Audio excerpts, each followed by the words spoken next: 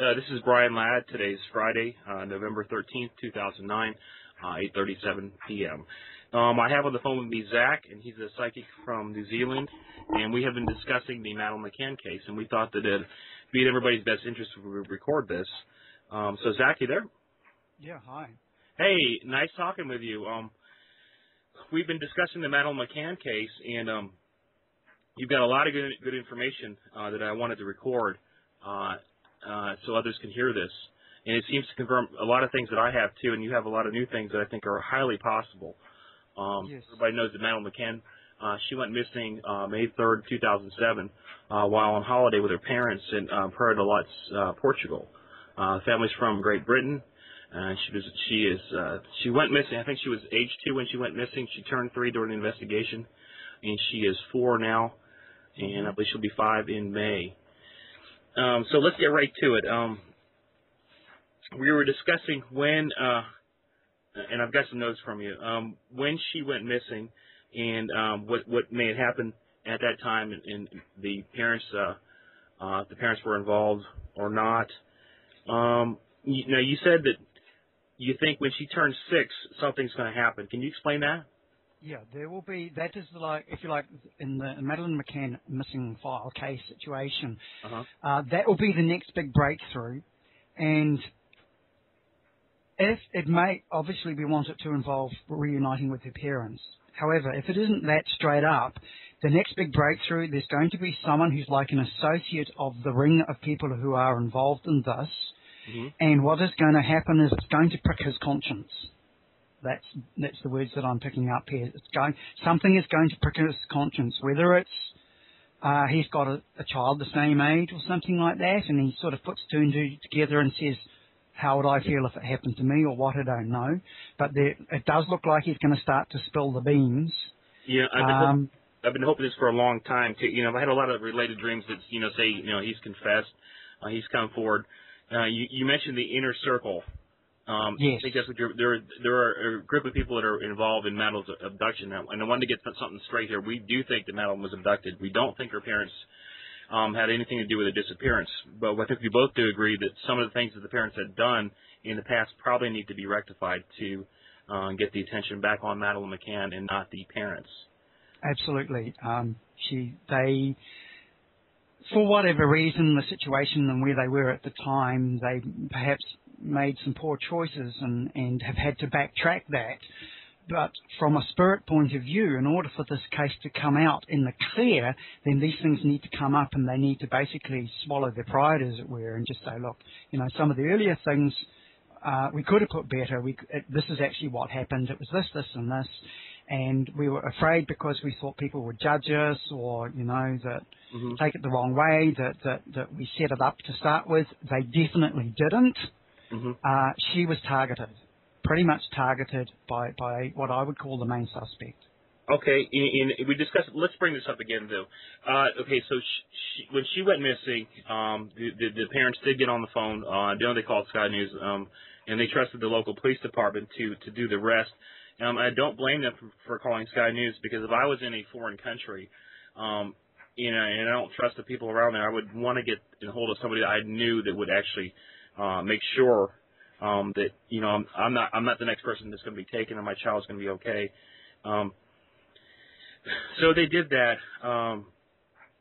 The Portuguese police came in. I don't think that the Portuguese police, the PJ, had an office there in Praia de Lotz. They were called over, I think.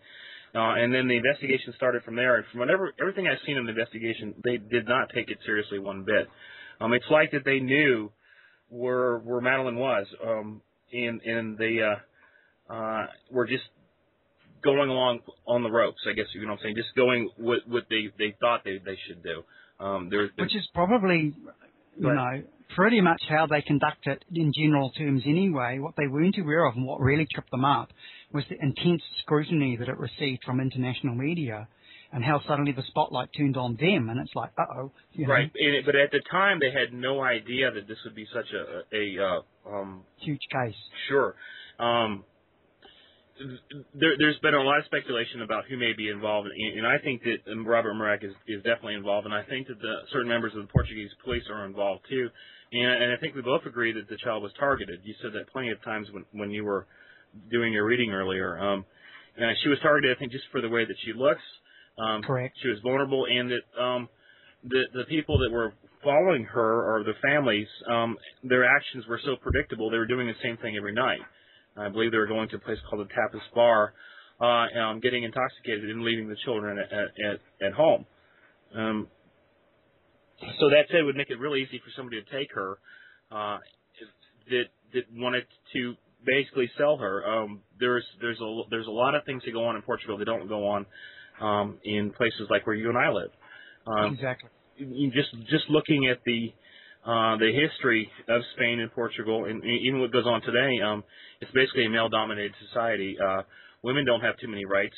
There's so many cases of child abuse and domestic violence and stuff that don't go, although that are not reported because they don't seem to really care. I mean, you can look that up. I mean, I've done a lot of research on this, and there's a lot of corruption. There's a lot of drug smuggling, and what allows drug smuggling to happen is the authorities themselves. They are in the take, and when they're in the take, they don't ask questions. Going back to the inner circle, you said that somebody. There's 20. The number of people involved who either know of it, and I mean directly know of it, or associated with it, is roughly 20 to 30. And that would make perfect sense.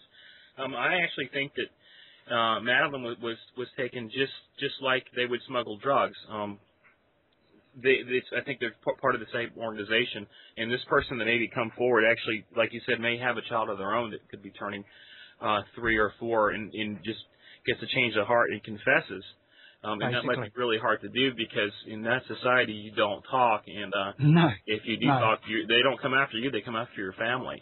Absolutely. So maybe this person gets their family out of there. But I am sure that the McCanns know about this, but maybe they're scared too that talking or pointing accusations as far as saying that there's corruption like that involved might put Madeleine in danger.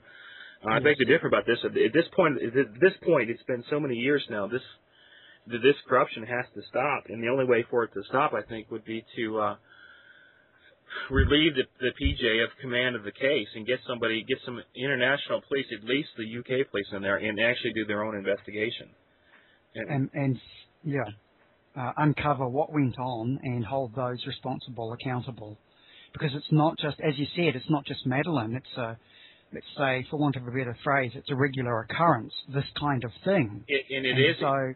It's a regular occurrence, and so if you like, perhaps one of the things that she has done as a soul in going through this experience is demonstrate and bring this open to the world to realize, put up a huge red flag and say, look what's going on here. Right. I never thought of it like that. That everything is for a reason. We were discussing another case. We were thinking, a tragedy happens, but yet it could save so many other lives.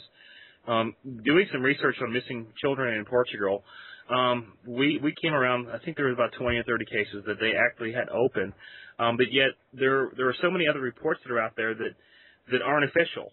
And that's really scary, because that means that they're covering up. There's a lot of cases I think are connected with what's going on here, and they put parents in prison.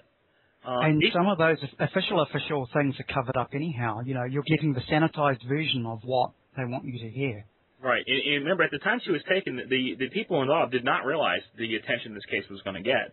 I didn't even know about it. And one thing is this, no one had any idea that the attention, I think if they did know about it, they wouldn't have touched that little girl. But she fit the bill. She looked totally different than any of the little children there. She was a target. She was an easy target, and I believe that's what happened. And for that to happen, I think that she was definitely followed. Their actions were followed over a period of so many days. She wasn't taken the first day there. They were following the parents, Kate and Gary, and their friends, doing what they were doing, and it was just so easy for it to happen. And I think what you had said before is that the actions of the parents